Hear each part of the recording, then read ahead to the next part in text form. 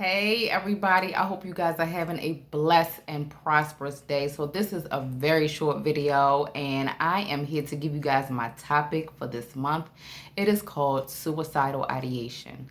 So I don't know if you guys or anyone that you know have struggled with suicidal thoughts or just suicidal attempts, but I want to be very transparent with you guys and tell you that I have struggled with that and still is warring against that. I had a suicidal attempt in December, and it caused me to have to go to really just go through a transition in my life where I realized that I was not taking care of myself mentally. I was grinding and doing everything, but I got to a point where I felt like I was just moving, but I wasn't moving. And I felt like, what was my purpose in life? It was a day where I was just laying in the bed and I just got tired, and I told God, I said, I heard a thought say, kill yourself. Take the knife into your drawer, that's in your drawer, and slice your wrist. And I went and I put the knife to my wrist, but I was so scared to do it. I felt like God's presence was so strong, like, baby, don't do this. And I told God, I dropped the knife and I just started crying. And I said, God, if you don't do something, and I mean something now, I'm done. I didn't care about family. I didn't care about friends. I didn't care about nobody. All I cared about was just leaving.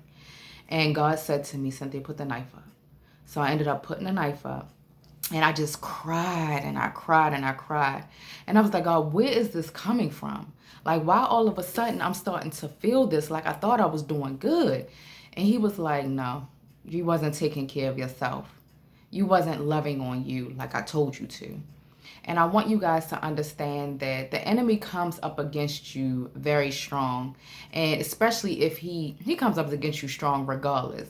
But especially if God has a purpose and a plan, right? So I want to read something to you. Jeremiah 21:11. For I know the plans that I have for you, declares the Lord. Plans for welfare and not for evil. Plans are meant to give you a future and hope. Understand that the enemy is up against you. And your thoughts, he comes up against your thoughts, especially if you're isolated and you don't really have a lot of people around you. One thing I realized is when I finally gave my all to God and said, look, here I am, take me because I'm done.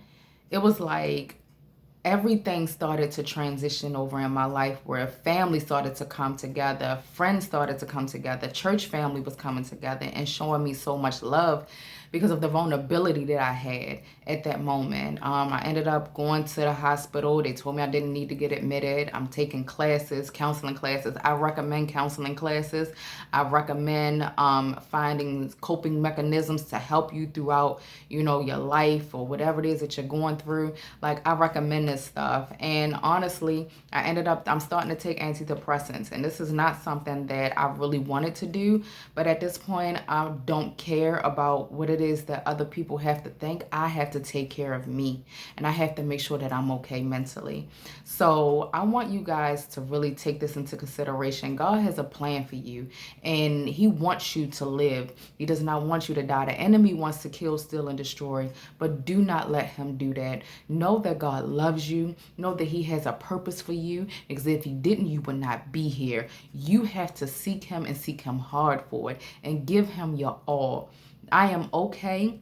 I'm much better than I was before, and I'm going to keep going in the purpose that God has for me, and I want you guys to do the same. Do not give up on life. I will see you guys next month. Please keep fighting, because you're here for a reason. All right, y'all.